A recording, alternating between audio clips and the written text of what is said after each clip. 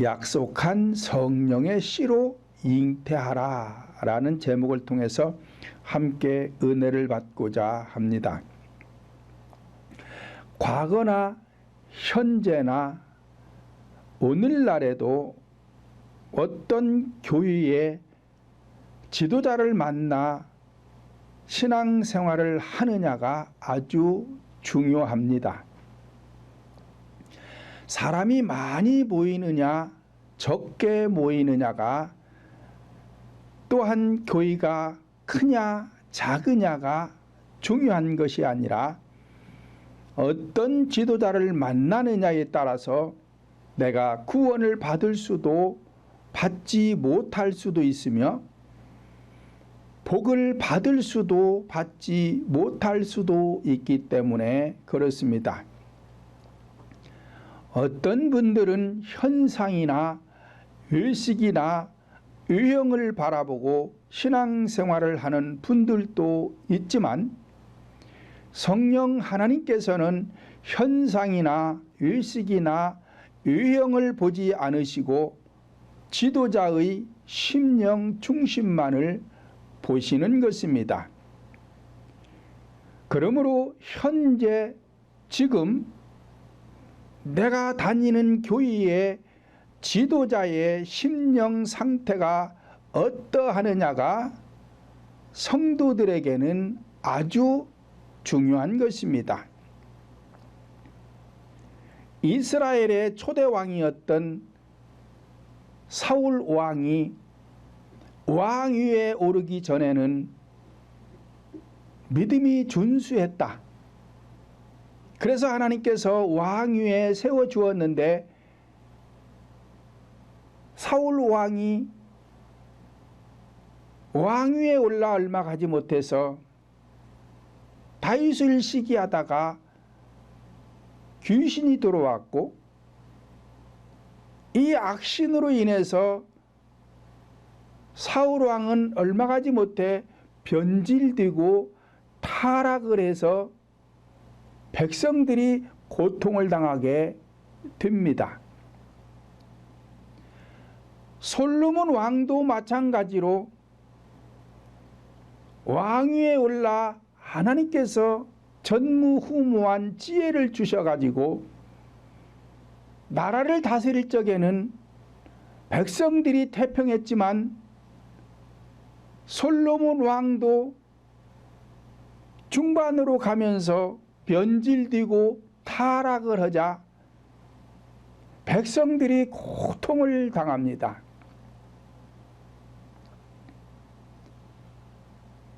오늘날의 교회의 지도자도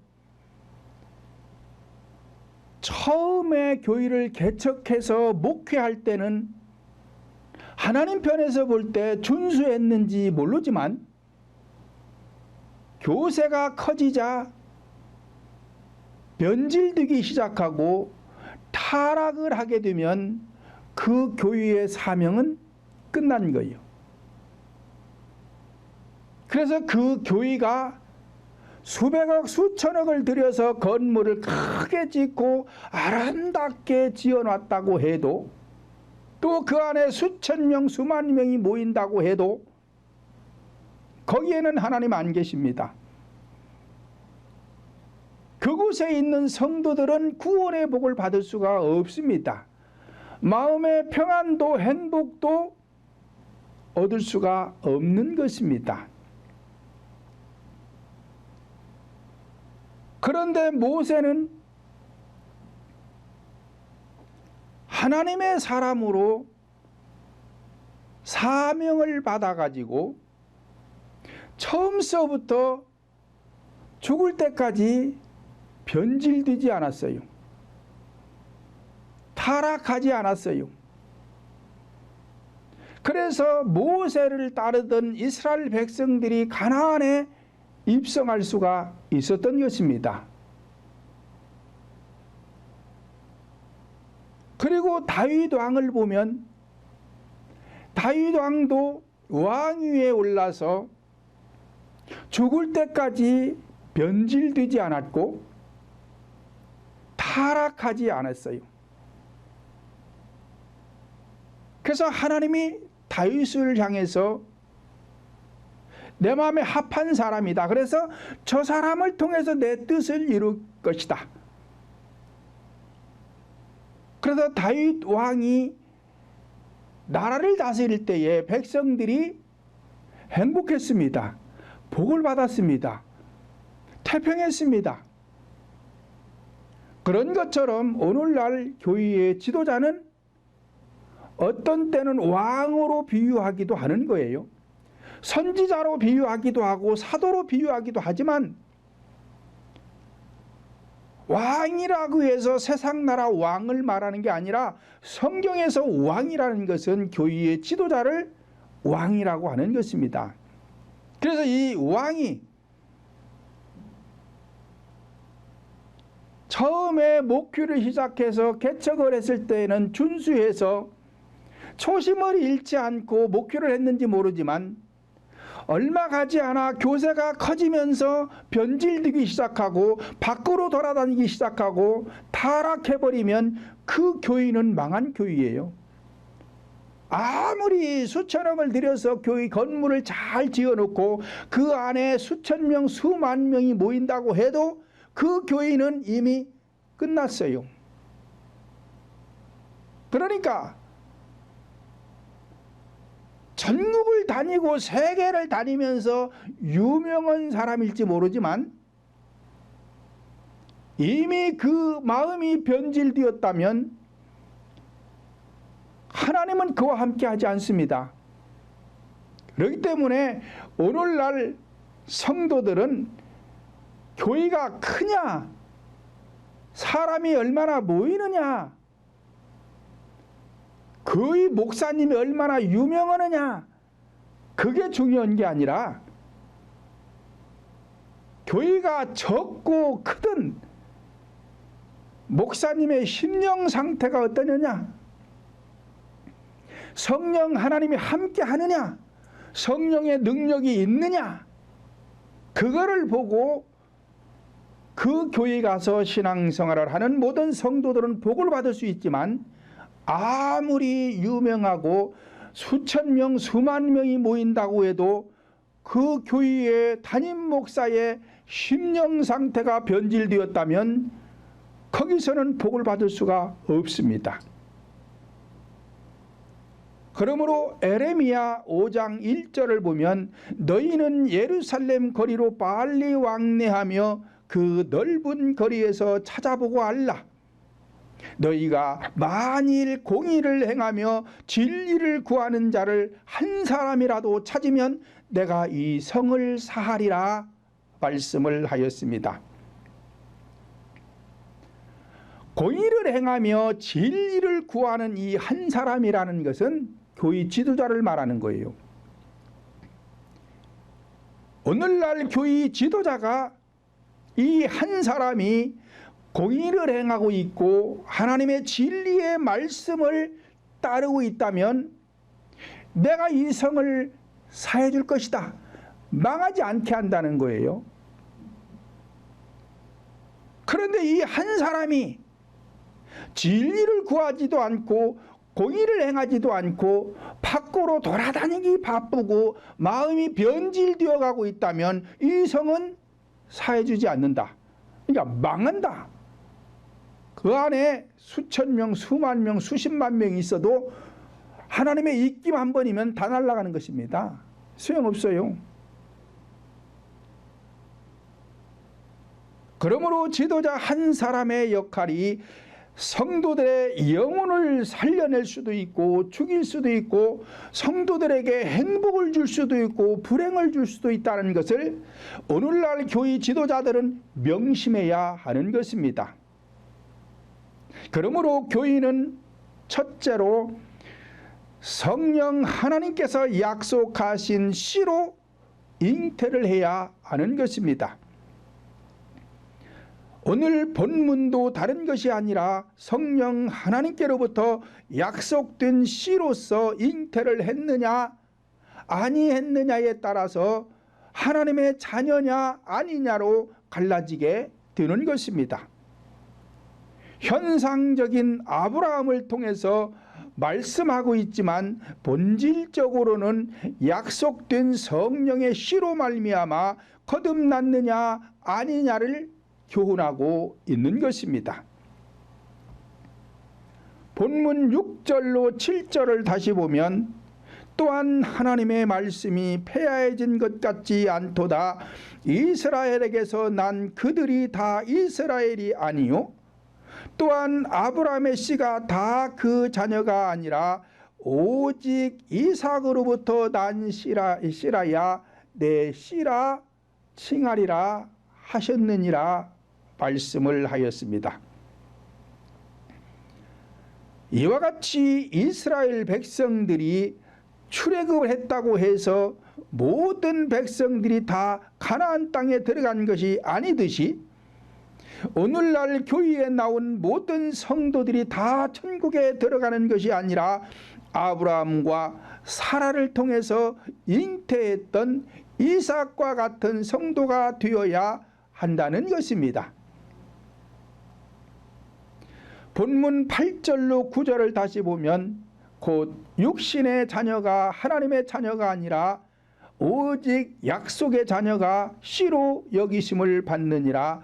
약속의 말씀은 이것이라 명년 이때에 내가 이르리니 사라에게 아들이 있으리라 하시니라 말씀을 하였습니다.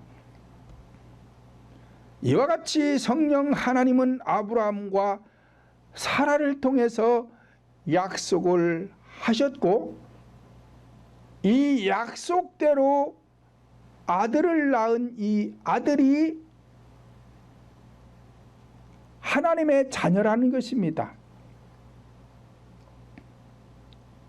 그러니까 아브라함은 믿음의 조상으로서 본질적으로는 성령님을 상징하는 것이고 사라는 아브라함의 아내로서 오늘날 교회의 지도자를 뜻하는 거예요. 그러니까 오늘날 교회 지도자가 성령을 받아 하나님의 신부가 되어 있느냐는 것이죠. 그러니까 성령의 씨를 받아 믿음이 성장해야 신부가 되는 거예요. 이렇게 신부를 통해서 낳은 자식이냐 아니면 자기들 마음대로 낳은 자식이냐에 따라서 하나님의 자녀냐 아니냐가 갈라지는 거예요. 근데 아브라함이 사라를 통해서 아들만 낳은 것이 아니라 하갈을 통해서도 낳았어요. 근데 이 하갈은 하나님이 약속한 여인이 아니에요. 그러니까 하나님께서 오늘날 교회의 지도자로 사명을 주지 않은 이 하갈과 같은 지도자 밑에서 신앙생활을 하게 되면 이스마엘이 되는 거예요. 자, 이스마엘이 된 성도들은 천국을 못 가는 것입니다. 사라를 통해서만 낳은 자식이 되어야 천국에 갈 수 있는 것처럼 오늘날 교회 지도자 한 사람이 지금 하갈이냐? 성경은 똑같습니다. 성경은 똑같은데 교회 지도자가 하갈과 같은 사람이 되어 성경을 해석하느냐 아니면 사라와 같은 사람이 되어서 성경을 해석하느냐에 따라서 성도들은 이스마엘이 되고 이삭이 되는 것입니다. 그러므로 오늘날에도 아무 씨로나 잉태하는 것이 아니라 약속의 씨로 잉태를 해야만이 되는 것입니다. 구약에서의 약속은 메시아를 보내주겠다는 약속이었습니다.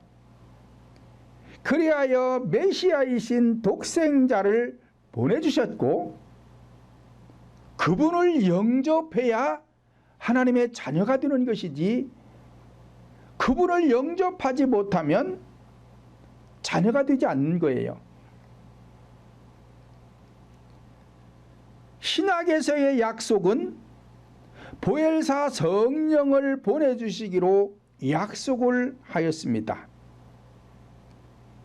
그래서 마가 요한의 다락방에서 오순절날 120문도가 성령을 받아 하나님의 자녀들이 되는 것입니다.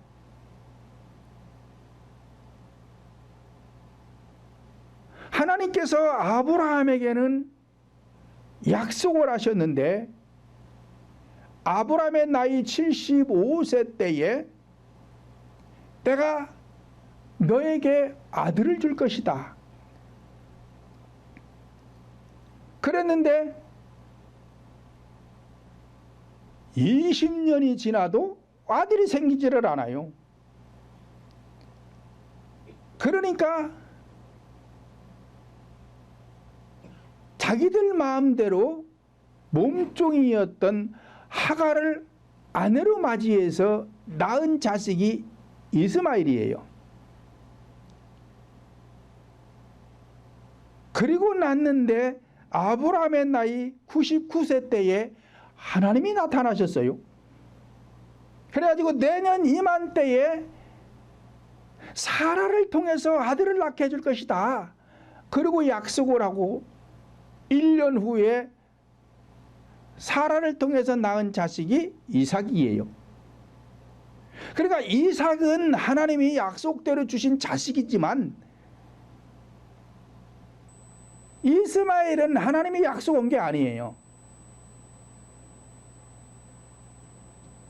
그러니까 오늘날에도 교회 지도자가 하나님께서 너는 목표를 해라 지정을 해줬어야 되는데 사명을 줬어야 되는데 이 사명을 받지 않고 목표한 사람은 전부 다 하갈이에요. 내가 신학 공부했다고 목사하는 거 아니에요. 목사님 아들이니까 내가 목사하는 게 아니에요.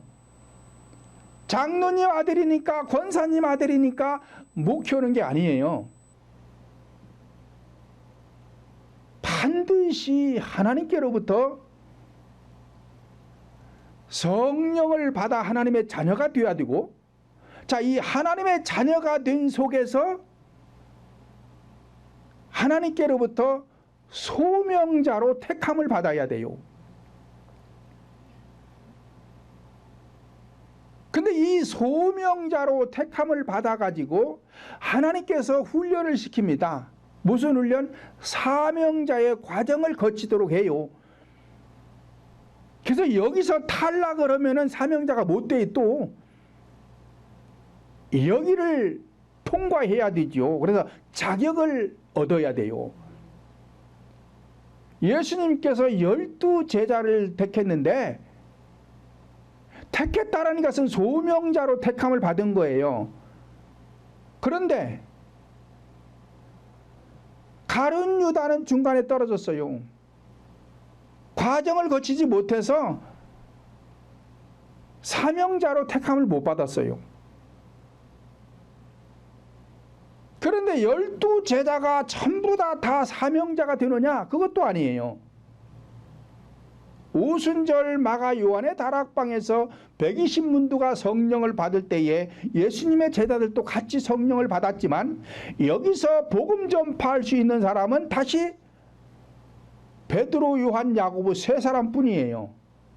나머지는 복음 전파한 게 기록이 없어요. 왜 그러느냐? 사명을 못 받았다는 얘기예요. 그러니까 오늘날에도 마찬가지예요. 교회의 목사는 반드시 하나님께로부터 소명을 받고 소명자가 되었으면 사명자의 과정을 마쳐야 돼요.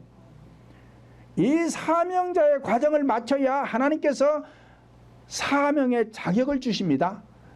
이 자격을 받은 사람이 교회 강단에 서야 되는 것이지 아무나 쓰면 안 되는 거예요. 근데 오늘날 사명도 받지 않은 사람들이 강단에 서가지고 목회하는 사람들이 너무 많습니다. 자, 이런 사람들은 전부가 다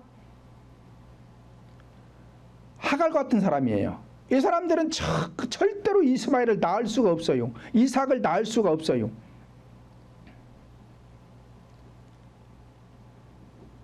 이와 같이 아브라함은 현상적인 믿음의 조상으로서 본질적으로는 성령님을 뜻하는 것이요, 그러므로 오늘날 복음을 전파하는 지도자가 하갈과 같은 지도자라면 이 사람은 약속의 씨를 받은 사람이 아니에요.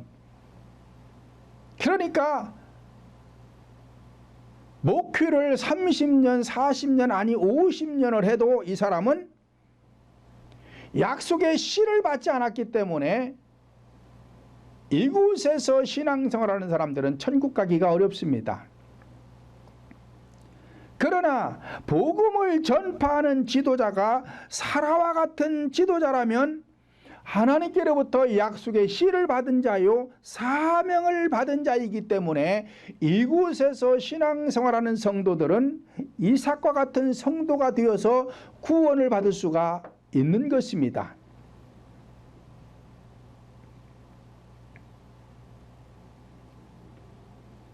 본문 8절 다시 보면 곧 육신의 자녀가 하나님의 자녀가 아니라 오직 약속의 자녀가 씨로 여기심을 받느니라 말씀을 하였습니다. 그러니까 육신의 자녀는 하나님의 자녀가 아니라는 거예요. 약속의 씨로 난 자가 하나님의 자녀라는 거예요. 이렇게 약속의 씨라는 것은 제가 앞에서 말씀드렸죠. 구약에서의 약속은 메시아를 보내주겠다는 약속이에요. 그 메시아가 오신 것이 독생자 예수 그리스도예요. 그런데 신약에서의 약속은 예수님이 승천하실 때에, 승천하시기 전에 약속하신 것은 보혜사 성령을 보내주기로 약속을 했어요. 그러니까 오늘날에는 반드시 성령을 받아야 되는데, 성령을 받았다고 되는 것이 아니라 그 속에서 다시 하나님께로부터 소명자로 택함을 받아야 되고, 소명자로 택함을 받았다면 다시 사명자의 과정을 마쳐야 돼요. 근데 이 과정이 보통 어려운 게 아니에요. 저는 여러분들에게 말씀드린 적이 있지만 성령을 받고 하나님께로부터 소명을 받았는데 이게 그냥 되는 게 아니에요.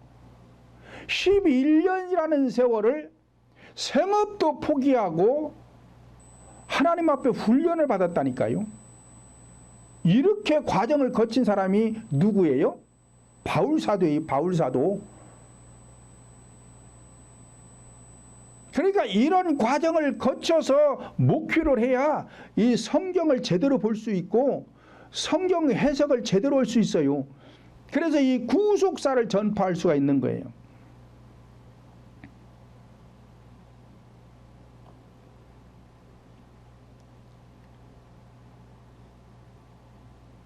그래서 하나님께서 인정을 해줘야 사명자가 되어서 복음을 전파할 수 있는 것이지, 그렇지 아니하면 사명자가 될 수가 없습니다. 이와 같이 현상을 통한 의식적인 말씀을 전파하면 육적인 자녀와 같은 이스마엘과 같은 성도가 되는 것이요, 본질적이요 영적인 말씀을 전파하면 성령 하나님께서 약속하신 이삭과 같은 성도들이 되는 것입니다. 그러므로 현상적이요 의식적인 말씀에 치우치면 껍질과 같은 쭉정이 신앙이 되는 것이요, 껍질이나 쭉정이 속에는 생명이 없는 것이요 알맹이 속에 생명이 있는 것입니다. 그러나 알맹이가 채워지려면 반드시 껍질이 있어야 하는 것입니다. 그래서 육신의 양식도 알맹이 속에 영양분이 있기 때문에 사람들이 곡식을 먹을 때 알맹이를 먹는 거예요. 그래야 육의 양식이 되어서 인간이 영양분을 섭취해서 건강할 수가 있는 것이지,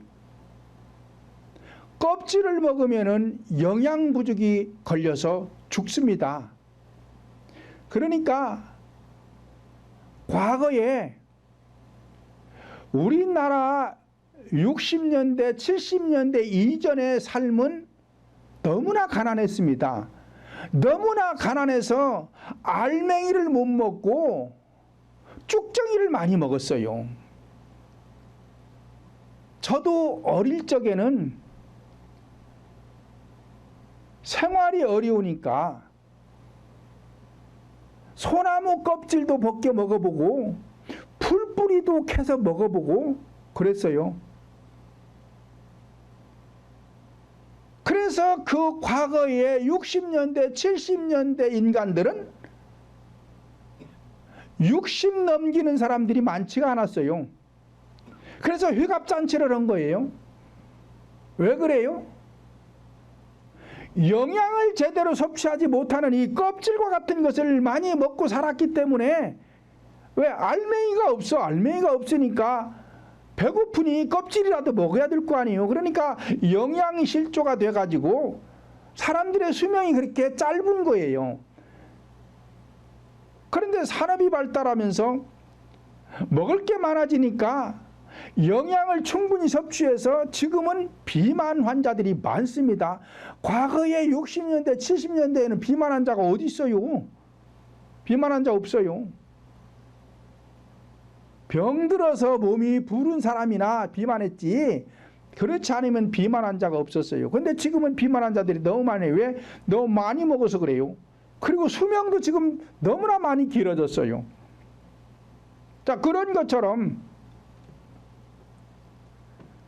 영의 양식도 껍질을 먹으면은 얼마 가지 못해요.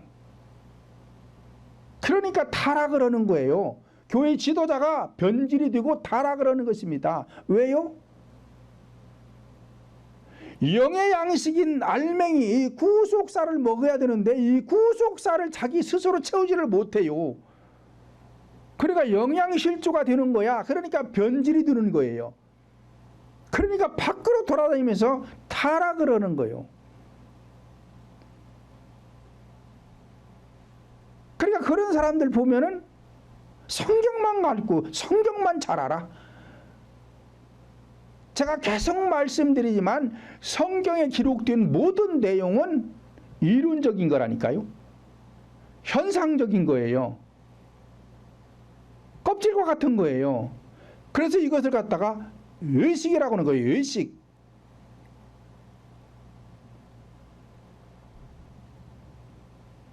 사람이 말이죠.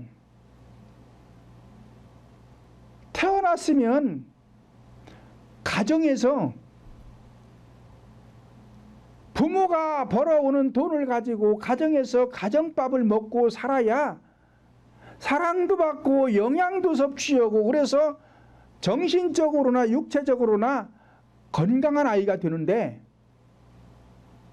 이 아이가 태어났는데 계속 밖에 음식만 줘요. 부모가 해다 주는 밥이 없어. 그러니까 밖에 나가서 얻어먹는 밥은요 배가 부르지 않습니다. 내 집에서 부모가 해주는 밥은 하루 한 끼만 먹어도 배고픈 줄 몰라요. 근데 밖에 나가서 얻어먹는 밥은 하루 세 끼 다 먹어도 배고픈 거예요. 몸이 추운 거예요. 그런 것처럼 신앙이 그런 거예요. 교회 지도자가 영의 양식인 이 알곡을 내 창고 마음속에 가득 채워가지고 여러분들에게 영의 양식을 먹여주면 한 끼만 먹어도, 그러니까 주일날 한 끼만 와서 말씀을 제대로 들어도 일주일 살아가는데 상관없어요. 그런데 교회 지도자가 껍질만 가지고 있어가지고 여러분들에게 껍질만 먹여놓으니까 주일날 오전 예배, 오후 예배, 수요일날, 금요일날 새벽 예배 계속 말씀을 먹는데도 배부르지가 않아. 배부르지가 않아. 왜요? 의식을 주니까. 계속 의식을 주니까 성도들이 영양실조가 걸려가지고 눈알들이 튀어나와가지고는 서로 잡아먹으려고 그래. 그래가지고 교회가 평안이 없어요. 기쁨이 없어요. 즐거움이 없어요. 그러니까 자기들끼리 싸우고 덤비고 겉으로 잘 안 보일지 몰라도 속에서 그러고 있어요. 영안을 열어 심령 상태를 보면 그래요. 그래서 교회 지도자는 그런 걸 볼 줄 알아야 돼. 근데 밖으로 바삐 돌아다니는 사람들은 그런 거 볼 줄 몰라요. 왜요? 하나님이 그 사람들에게는 그 주지도 아니에요. 주지도 아니에요. 고린도후서 2장 16절 보면 이 사람에게는 사망으로 쫓아 사망에 이르는 냄새요 저 사람에게는 생명으로 쫓아 생명에 이르는 냄새라 누가 이것을 감당하리요 라고 하였습니다. 그러므로 내가 생명을 쫓아 신앙생활을 할 것이냐 아니면 사망의 냄새를 쫓아 현상을 쫓을 것이냐 의식을 쫓을 것이냐 유형을 쫓을 것이냐 선택은 본인들이 하는 거예요. 그러니까 선택은 본인들이 했으니까 결과도 본인들이 책임져야 돼. 하나님께서는 성경을 통해서 거짓 자냐 참된 자냐 수도 없이 말을 합니다. 그런데 내가 선택을 했는데 교회 가서 신앙생활을 평생을 했어요. 모태신앙으로 태어나서 죽을 때까지 신앙생활을 했는데 선택은 내가 한 거예요. 교회 지도자가 잘 됐건 못 됐건 선택은 본인들이 한 거예요. 그러면 결과도 본인이 책임을 져야 돼. 그 결과가 천국을 간다면 좋은데 결과가 지옥을 간다면 거기에 대한 선택은 자기가 했으니까 하나님 원망할 거 없다는 거예요. 그런데 사람들이 하나님 앞에 삿대질을 해. 왜 하나님 살아계시다면 나에게 이렇게 하십니까? 네가 그렇게 한 것이지 내가 그랬냐? 하나님은 그러는데 못 알아들어. 못 알아듣고 나에게 어려움이 닥치면은 막 교회 가서 기도하면서 하나님 앞에 삿대질을 하고 막 별짓 다 해요. 그러면 안 돼요. 하나님한테. 왜? 하나님이 뭐 잘못했는데? 자기가 그렇게 한 거라니까. 자기가 선택을 잘못한 거라니까. 근데 이런 거 가르치는 사람 없어요. 또 교회에서. 저 말고는 이런 거 가르쳐주는 사람이 없어요. 그래서 선택 잘해야 되는 거예요. 성도들이 목사님 선택을 잘해야 돼. 교회가 수천 명이 모이느냐 수만 명이 모이느냐 교회 안에 무슨 파이프 오르간 설치를 했느냐 안 했느냐 성가대가 120석이 있느냐 없느냐 이런 거 보면은 안 된다니까. 이런 거 보면은 이제 전부 다 지옥 갈 사람들이에요. 그런 거 보지 말고 인천에 가니까 동풍교회가 있는데 그 목사님 신령은 그렇지 않은 것 같더라. 그래서 그런 사람 찾아와서 신앙생활을 해야 구원도 받고 복도 받을 수 있는 것이지. 죽을 병에 걸려서 고쳐진다는데도 안 와. 왜 안 와요? 요즘 목사가 그런 거 고치면은 이단일이야. 예수님도 이단이고 사도 바울도 이단이고 구약의 사도들도 다 이단이고 그 왜 교회 나와? 그런 거 하나는 데가 지키 교회래. 또 아이고 참나 뭘 배웠는지 알 수가 없어. 이단이라도 죽을 병에 걸렸다면 일단 살고 보면 돼요. 지혜가 있어야 돼. 지혜가. 누군가가 이단인데 능력이 있어서 죽을 병 고친대요. 그럼 가서 병 고치고 거기 안 가면 되잖아요. 이단이면 안 가면 되잖아요. 왜 이렇게 사람들이 미련하고 머릿속에 뭐가 들었는지 알 수가 없어? 그렇잖아요. 내가 지금 이제 60도 안 됐어. 60도 안 됐어. 항상 신앙생활했는데 나한테 죽을 병이 걸렸어요. 병원에서 못 고친대. 그러면 교회 가가지고 하나님 내가 뭐 잘못했길래 나한테 이런 병을 줬나고 삿대질 하지 말고 그거 해야 소용없어요. 이단이라도 병 고쳐주는 데 있으면 가서 일단 병 고치고 보면 돼요. 고치고 정신 차려가지고 제대로 된 목사한테 가서 신앙생활 하면 되는 거요. 그게 뭐 잘못이오? 병원의 의사는 이단 아니요? 병원의 의사도 예수 안 믿으면 이단이지. 거기 가서 왜 돈 줘가면서 치료는 왜 해? 똑같은 것이지. 사람들이 지혜가 있어야 할 거 아니요. 하나님의 지혜를 받으면은요 안 되는 게 없어요. 그런데 지혜를 못 받아가지고 병원의 의사들도 이단이라니까 예수 안 믿으니까 이단이지요. 거기 가서 병을 고치면서 왜 지금 죽을 병이 걸렸는데 내 병을 고쳐준다면은 왜 거기 가서 못 고치냐 이 말이에요. 고치면 될 거 아니에요. 고치면 될 거 아니에요. 그리고서는 정신 차린 다음에 내가 막 고통이 심으니까 정신이 없잖아요. 내 정신이 없잖아요. 근데 이게 병이 고쳐지면 제 정신이 돌아와요. 그래서 보는 거예요. 누가 제대로 된 것인가? 제대로 된 사람 만나서 신앙생활 잘하면은 건강하게 잘 살 수 있잖아요. 천국도 갈 수 있잖아요. 근데 왜 삿대지르고 있다가 죽냐 이 말이요. 우리 교인들은 내가 이렇게 안 가르치잖아요. 저한테도 못 고치는 병이 걸렸는데 어디서 고친대야? 원래 가도 고쳐요. 고쳐. 일단 살고 봐야 돼. 살고 봐야 될 거 아니에요. 살아야 천국도 가는 것이지 죽은데 어떻게 천국을 가요? 못 가지. 근데 어떤 분은 아주 그런 데 가면 아주 저주받는 것처럼 막 얘기를 해가지고 성도들 꼼짝도 못하게 해놓고 다 죽어. 교회 안에도 교회 안에도 다 죽어. 젊은 사람들이 다 죽어. 누가복음 21장 5절로 6절 보면 어떤 사람이 성전을 가리켜 비석과 헌물로 꾸민 것을 말하며 예수께서 가라사대 너희 보는 이것들은 날이 이르면 돌 하나도 돌 위에 남지 않고 다 무너뜨리리로다 말씀을 하였습니다. 이와 같이 예수님은 승천하시기 이전에 보이는 현상적인 성전 건물을 약속한 게 아니에요. 오늘날 성도들에게 성령 하나님을 보내주시기로 약속을 했고 그분으로 인해서 신령 성전을 크고 아름답게 지으라고 명령하신 것이지 현상적인 건물 성전 크고 아름답게 지으라고 한 게 아니에요. 두 번째로는 믿음의 조상으로부터 잉태를 해야 합니다.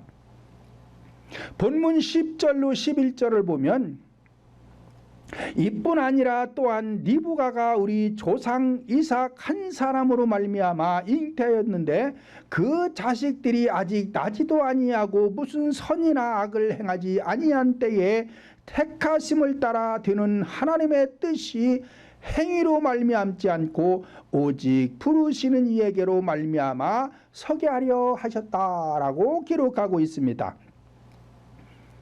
현상적으로 보면 이삭은 믿음의 조상이요 리브가는 그의 아내입니다. 이와 같이 리브가는 남편 이삭으로부터 아내로 택함을 받은 것처럼 본질적으로 교회의 지도자는 본질적인 믿음의 조상인 성령 하나님께서 아내로 택함을 받아야 한다는 것입니다. 출애굽기 4장 5절도 보면 또 가라사대 이는 그들로 그 조상의 하나님 곧 아브라함의 하나님 이삭의 하나님 야곱의 하나님 여호와가 내게 나타나신 줄을 믿게 함이니라 말씀을 하였습니다.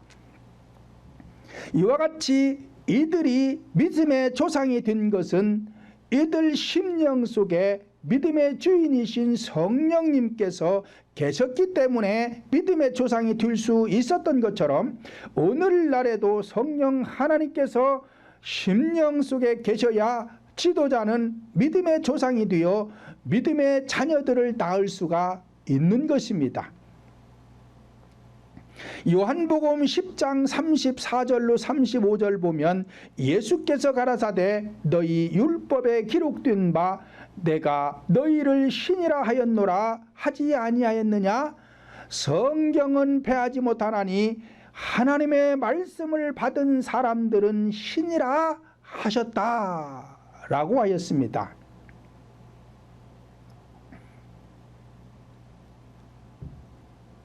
우리 인간은 신적 존재예요. 신을 갖다가 악령 그러잖아요. 악령. 이 악령도 신이고 성령도 신이에요. 근데 우리 인간을 영적 동물로 창조하셨잖아요. 그러니까 우리 인간 속에 영이 있잖아요. 그래서 신적 동물인 거예요. 우리 인간은 신적 동물인 거예요. 그래서 신을 받아들이는 것입니다. 자, 무당들이 신내림을 받잖아요. 그래도 무당을 하잖아요. 그러니까 무당 안에 악령이 들어와서 영의 세계를 보는 거예요. 그래서 사람의 심령 상태를 보는 거예요. 그래서 사람들에게 뭐 예언 같은 것도 점을 쳐준다 이 말이에요.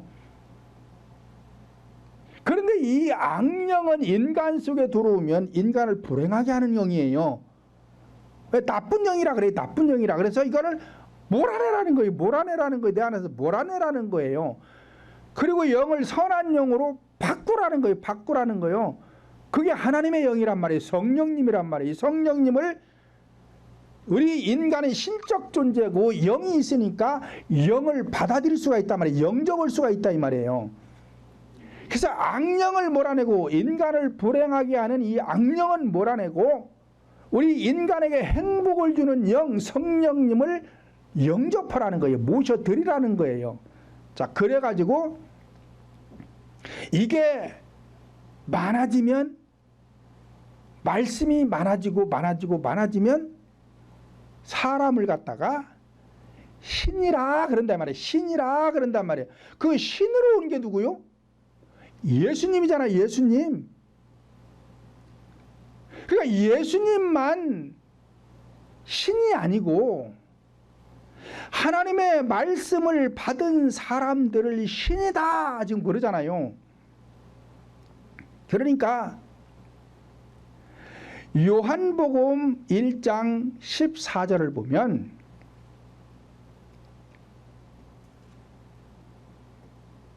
말씀이 육신이 되어 우리 가운데 임하심에 아버지의 독생자의 영광이요 은혜와 진리가 충만하다 그래요. 그러면 예수님이 왜 이렇게 된 거예요? 인간의 육신을 입고 왔는데 왜 신적 존재느냐? 말씀이 육신을 입었기 때문에 그렇다 이 말이에요. 그러니까 우리들도 오늘날 말씀이 육신을 입으면 돼요. 그러니까 내가 너희를 신이라 하였노라 하지 아니하였느냐? 그러니까 너희들이 신이라고 했다는 거예요. 그래서 성경은 패하지 못하나니 하나님의 말씀을 받은 사람들을 신이라 하였거든. 그러니까 하나님의 말씀을 많이 받은 사람들을 신이라고 한단 말이에요. 신. 자, 우리 성도들을 신자다 그러죠. 신자. 왜 신자다 그래요? 하나님의 아들이라 해서 신자라고 그러는 거예요. 그러니까 신적 존재이기 때문에 신자라고 그러는 거예요. 그러니까 우리가 성령을 받으면 신이 내 영속에 임재했기 때문에 하나님의 자녀다. 그걸 신자다 부르는 것이고 이 신자가 믿음이 성장되면 믿음이 성장한다는 것은 그냥 성장하는 게 아니고 하나님의 말씀이 내 안에 많이 들어오면 성장하는 거예요. 그만큼 많이 안다는 거예요. 자, 이 사람을 갖다가 신이다 그러는 신이다. 그러니까 성령의 능력이 나가잖아요. 그래서 인간의 힘으로 안 되는 걸 하잖아요. 왜냐? 신적 존재이기 때문에 그렇단 말이에요. 그래서 에베소서 6장 11절을 보면 마귀의 괴계를 능히 대적하기 위하여 하나님의 전신갑주를 입으라. 악령을 내 안에 있는 악령을 몰아내고 이 악령들의 괴계를 능히 대적하기 위해서 하나님의 전신갑주를 입어라.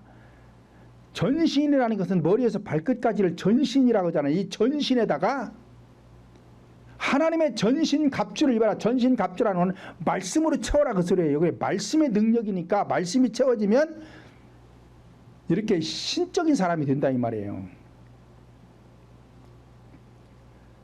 이와 같이 오늘날 교회의 지도자는 반드시 성령을 받아 믿음이 성장하여 그리스도의 신부된 자를 성령의 신을 받은 자 또는 하나님의 사람이다 라고 불러주는 모세와 같은 사람, 바울 사도와 같은 사람, 이런 지도자가 되어야 믿음의 자녀를 낳는 사라와 같은 아내, 리브가와 같은 오늘날 교회 지도자가 되는 거예요. 그러니까 하나님의 신부가 된다 이 말이야. 하나님의 신부가 된다.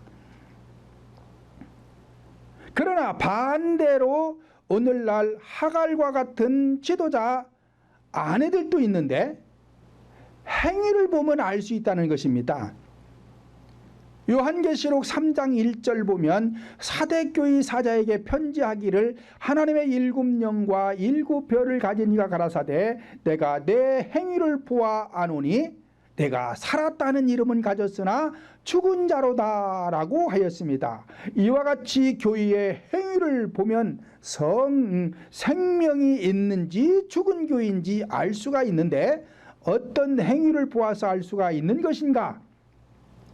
첫째로 기도하는 것을 보면 이 교회가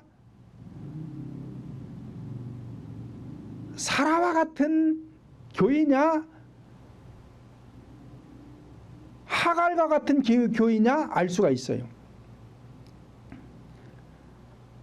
마태복음 6장 31절로 32절 보면 그러므로 염려하여 이르기를 무엇을 먹을까 무엇을 마실까 무엇을 입을까 하지 말라. 이는 다 이방인들이 구하는 것이라 너희 천부께서 이 모든 것이 너희에게 있어야 할 줄을 아시느니라 말씀을 하였습니다. 그러니까 교회 안에서 기도하는 내용이 잘못되면 이 교회는 잘못된 거예요. 의식적인 기도하지 말라는 것입니다. 무엇을 먹을까 마실까 입을까 생활에 대한 것도 구하지 말라는 것입니다. 왜? 이런 건 다 이방인들이 구하는 것이라는 거예요. 그러니까 교회 안에서 이방인과 같은 신앙생활을 하게 되면 여기는 하갈 같은 교회예요. 그래서 이스마엘밖에 못 낳습니다. 두 번째로는 의식적인 말씀을 전파하면서 가감한다면 방향 제시가 잘못된 거예요.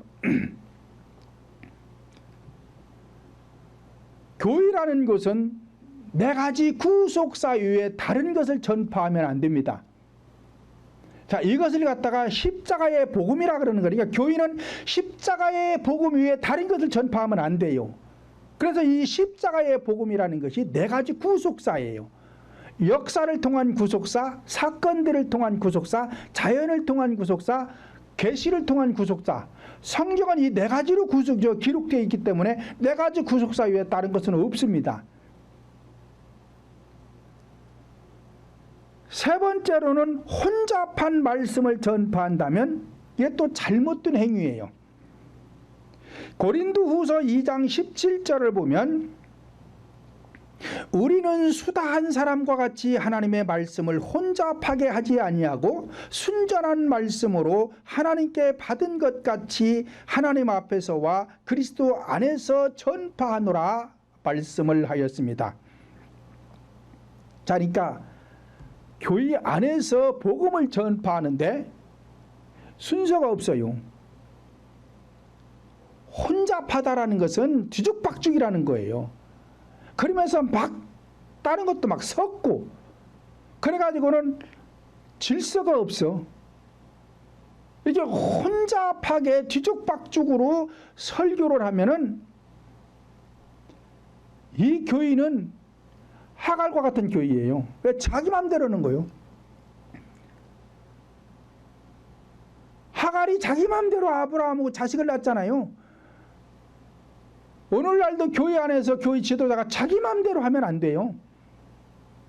하나님의 명령에 따라서 해야 되죠. 그러니까 이거 혼자 앞에서 질서도 없고 뒤죽박죽이고, 앞에 가야 될 게 뒤로 가고, 뒤에 갈 게 중간으로 오고, 중간에 갈 게 앞에 오기도 하고, 이렇게 막 뒤죽박죽으로 하면은 안 되는 거예요. 왜냐? 우리 인간들이 옷을 하나 입는데도 순서가 있어요.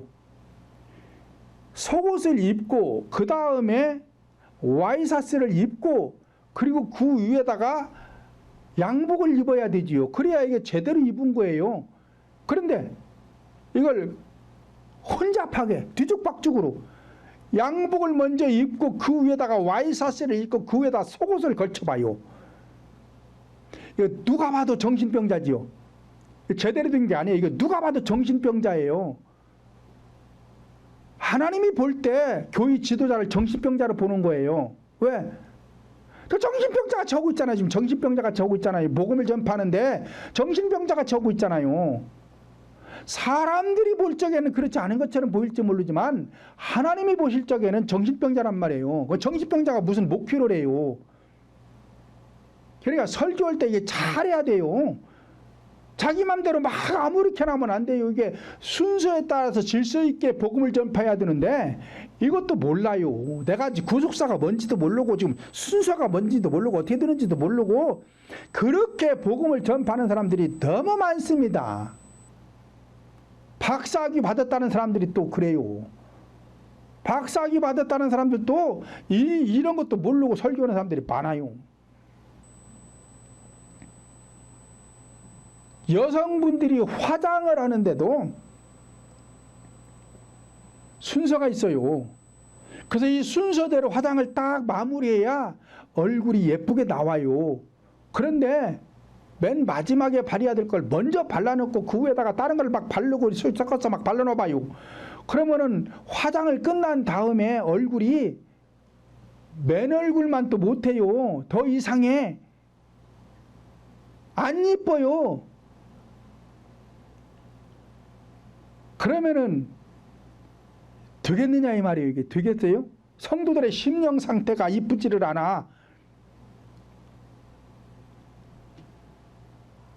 아름다운 여인이 되어야 왕후가 될 수 있는데 미모가 아름답지 않단 말이에요. 지금 화장을 잘못해가지고 이게 거꾸로 해놔가지고 아주 그냥 보기도 그냥 그래. 제가 남자잖아요. 내가 지금 결혼 정년기에 있다고 쳐요. 그러면 그렇게 하고 다니는 여인을 내가 아내로 맞이하겠어요? 제대로 그려가지고 예쁘게 하는 사람을 아내로 맞이하겠어요? 물어보나 말하지. 설교를 그렇게 하면 안 된다 이 말이에요. 뒤죽박죽으로 아무렇게나 하면 안 되는 거예요. 그러면 성도들의 마음이 예뻐지지가 않아요. 그러니까 하나님이 자녀 삼지도 아니요. 자녀 삼어 예쁜 사람도 많은데. 그리고 교회 안에서 영적인 예배를 드려야 되는데 육적인 예배를 드리면 하나님이 그 예배도 받지도 않아요. 안 받는 거예요. 로마서 12장 1절 보면 형제들아 너희를 권하노니 너희 몸을 하나님이 기뻐하시는 거룩한 산 제사로 드려라. 이는 너희의 드릴 영적 예배니라 말씀을 하였습니다. 그러니까 영적인 예배가 아니면 하나님께서는 받지 않는 것입니다. 이와 같이 의식적인 기도를 가르치고 의식적인 말씀으로 가감하고 혼합한 말씀을 전파하는 사람이나 교회들을 향하여 성령 하나님께서는 말씀하시기를 이사야 29장 13절을 보면 주께서 가라사대 이 백성이 입으로는 나를 가까이하며 입술로는 나를 존경하나 그 마음은 내게서 멀리 떠났나니 그들이 나를 경외함은 사람의 계명으로 가르침을 받을 뿐이니라 말씀하였으며 요한계시록 18장 2절을 보면 힘센 음성으로 외쳐 가로되 무너졌도다 큰 성 바벨론이여 귀신의 처소와 각종 더러운 새에 모이는 곳과 각종 더럽고 가증한 새에 모이는 곳이 되었도다 라고 하였습니다. 성령 하나님께서 함께 해야 할 교회가 귀신의 처소가 되어버렸다는 것입니다. 왜 그랬대요? 기도를 잘못하고 하나님의 말씀을 전파하는데 잘못 전파하고 있고 뒤죽박죽 혼합하고 있고 예배를 드려야 영적인 예배를 드려야 되는데 육적인 예배를 드려가지고 이 교회들이 다 귀신의 처소가 되어버렸다는 것입니다. 그러니 여기에서 무슨 구원이 있겠어요?